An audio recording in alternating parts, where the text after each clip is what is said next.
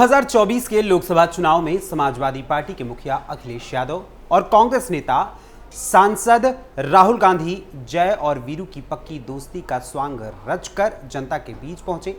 लोगों से संविधान के मुद्दे पर कई सारी बातें की, यहां तक कि यह भी दावा किया कि अगर भारतीय जनता पार्टी 2024 के लोकसभा चुनाव में 400 के पार के नारे के अनुसार जीत जाती है और पुनः केंद्र में भाजपा की सरकार बनती है तो मोदी सरकार देश का संविधान ही बदल देगी और कभी फिर देश में चुनाव होगा ही नहीं।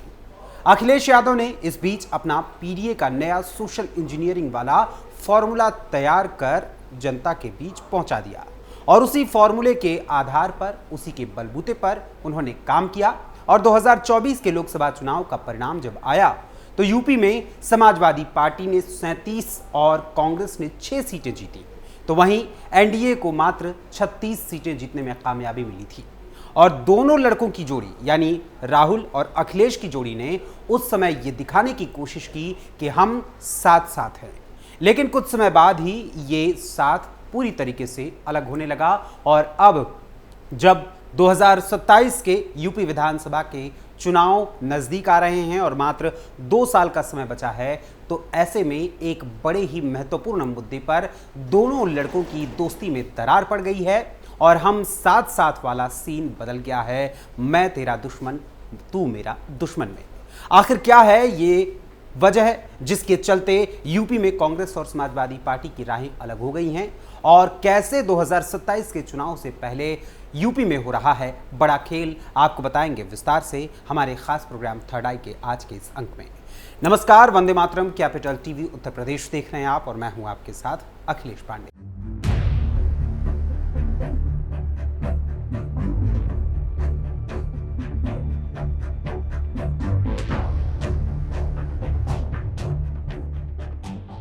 आज देश में मुस्लिम तुष्टीकरण की सियासत के लिए विपक्षी इंडी गठबंधन में शामिल तमाम राजनीतिक दल अपने अपने तरीके से अपनी अपनी रोटियां सेकने में लगे हुए हैं।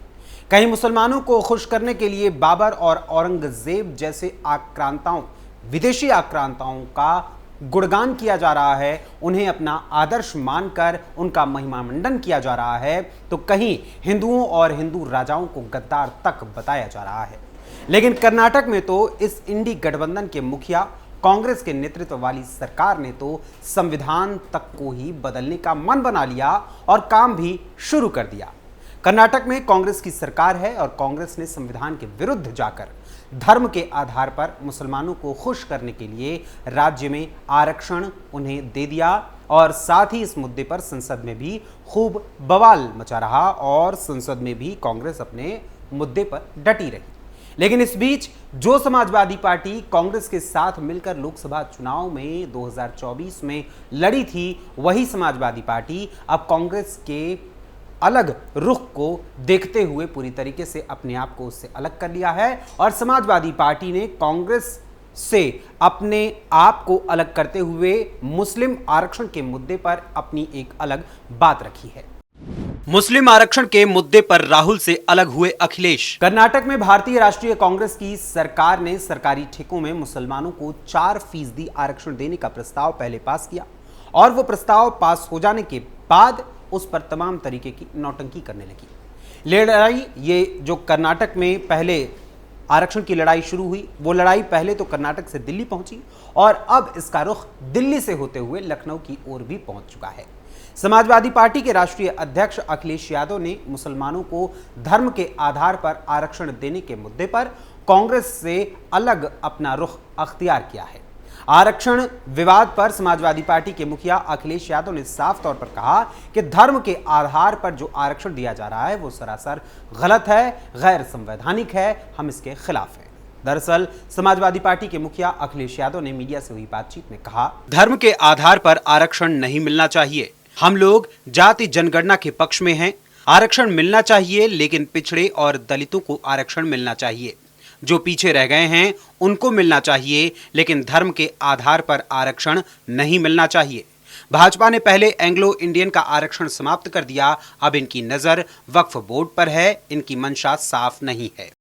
संसद में कांग्रेस पर बरसे किरेन रिजिजू। एक और जहां इंडी गठबंधन के साथी आपस में ही धर्म के आधार पर मुसलमानों को आरक्षण देने के मुद्दे पर एक दूसरे से अलग नजर आ रहे हैं और एक दूसरे का विरोध कर रहे हैं, तो वहीं केंद्रीय मंत्री किरेन रिजिजू ने राज्यसभा और लोकसभा दोनों ही सदनों में कांग्रेस की मानसिकता और बाबा साहेब डॉक्टर भीमराव अंबेडकर के सिद्धांतों का खंडन करने की जो सोच रही है कांग्रेस की, उसका जग जाहिर उदाहरण भी संसद ने पेश किया और साथ ही कांग्रेस की पूर्व की जो नेतृत्व रहे हैं उसका और उसके अलावा वर्तमान नेतृत्व और खास करके राहुल गांधी की जमकर धुलाई की। इस दौरान किरेन रिजिजू ने क्या कुछ कहा सदन में, पहले जरा वो सुन लीजिए। One of the senior leader of the Congress party, very responsible Congress leader, who is holding a constitutional post, has made a statement that they are going to change the constitution of India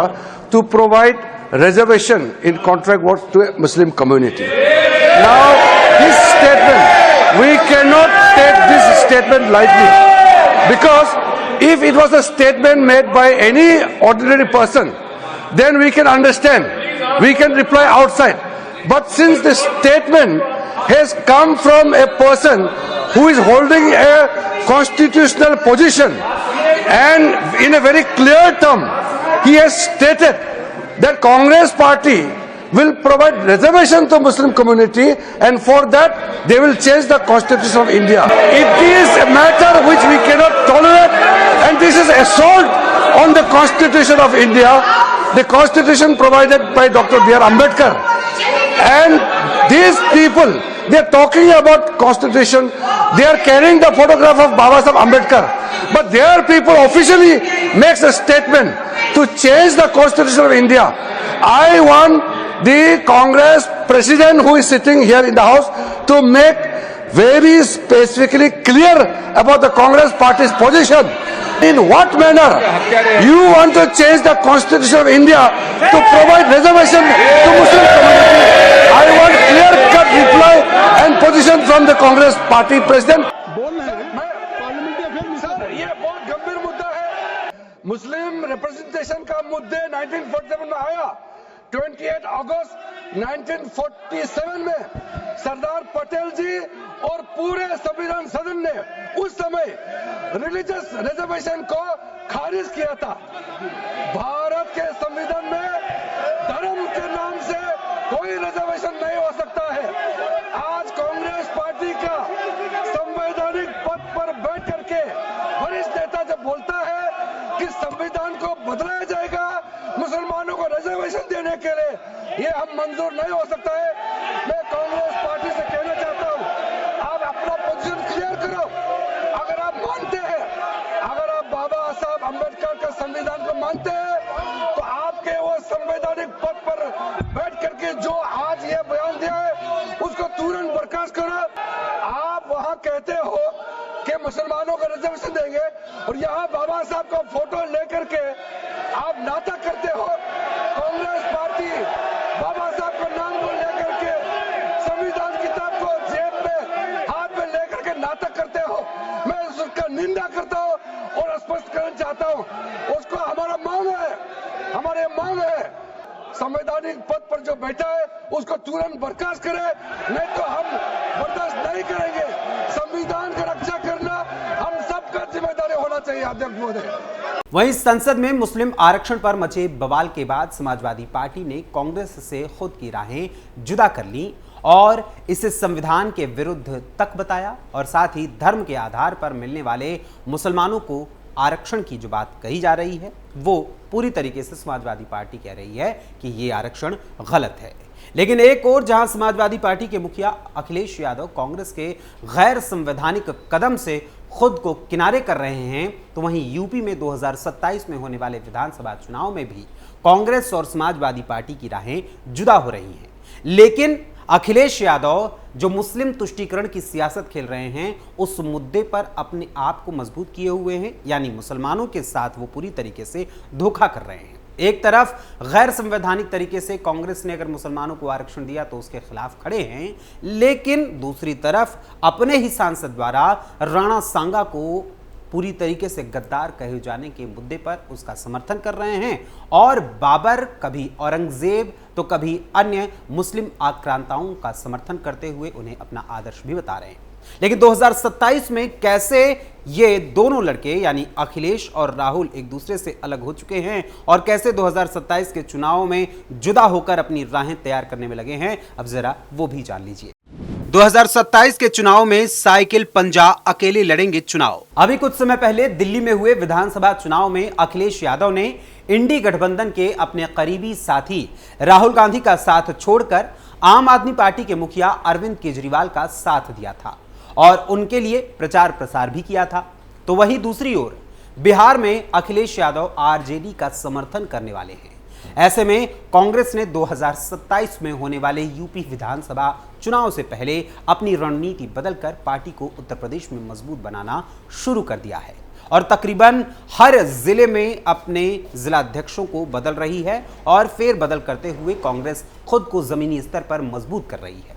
वहीं इसी बीच भारतीय राष्ट्रीय कांग्रेस नए संकेत भी दे रही है। सूबे के बाराबंकी जिले के लोकसभा निर्वाचन क्षेत्र से सांसद व कांग्रेस नेता तनुज पुनिया ने इस आशय का दावा मीडिया के सामने किया है।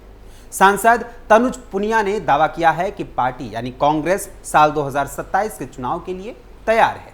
दलित वर्ग के वोट कांग्रेस के साथ जुड़े रहें और झांसी में कांग्रेस सांसद तनुज पुनिया ने मीडिया से हुई बातचीत के दौरान कहा कि बसपा से गठबंधन का प्रयास किया जा रहा है। उन्होंने कहा कि प्रियंका गांधी ने भी 2019-2022 में प्रयास किया था लेकिन बसपा की तरफ से कोई रिस्पांस नहीं मिला, लेकिन हम बसपा से गठबंधन का प्रयास करते रहेंगे। तनुज के बयान के क्या है मायने? वहीं कांग्रेस सांसद तनुज पुनिया के इस बयान के कई मायने निकाले जा रहे हैं। अभी तक तनुज पुनिया के बयान पर बसपा की ओर से जवाब के तौर पर सिर्फ चुप्पी ही साधी गई है। दूसरी ओर माना जा रहा है कि जिस तरह से दिल्ली विधानसभा चुनाव में समाजवादी पार्टी ने आम आदमी पार्टी का समर्थन किया और बिहार में राष्ट्रीय जनता दल यानी आरजेडी का साथ देने जा रही है, तो इससे पूरी तरीके से कांग्रेस बौखलाई हुई है। ऐसे में यूपी में समाजवादी पार्टी और कांग्रेस का गठबंधन विधानसभा चुनाव तक पूरी तरीके से विफल हो जाएगा। गौरतलब है कि लोकसभा चुनाव 2024 के पहले जब इंडी अलायंस का गठन हुआ था तब यह दावा कई बार किया गया कि बहुजन समाज पार्टी भी इसका हिस्सा बनेगी, लेकिन ऐसा नहीं हुआ। खुद बसपा सुप्रीमो मायावती ने कई बार यह बयान जारी किया कि उनकी पार्टी किसी भी दल या गठबंधन के साथ नजर नहीं आएगी और न तो जाएगी। लिहाजा साल 2024 के लोकसभा चुनाव में बसपा के लिए नतीजे पूरी तरीके से खराब रहे और कांग्रेस ने 6 सीटें जीती उत्तर प्रदेश में। वहीं समाजवादी पार्टी के खाते में यूपी में 37 सीटें आईं और समाजवादी पार्टी देश की तीसरी सबसे बड़ी पार्टी बनी चुनाव जीतने वाली।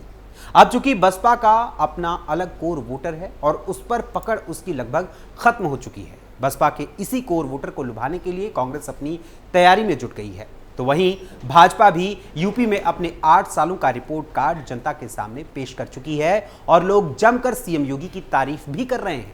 लेकिन जनता के सामने एक तरफ योगी सरकार के कार्यकाल की उपलब्धियों का रिपोर्ट कार्ड है, तो वहीं समाजवादी पार्टी का कारनामा भी जनता के सामने है कि कैसे उन्होंने अपने कार्यकाल में किन किन लोगों को कैसे कैसे फायदा पहुंचाया और कैसे जनता को बार बार दबाने की कोशिश की।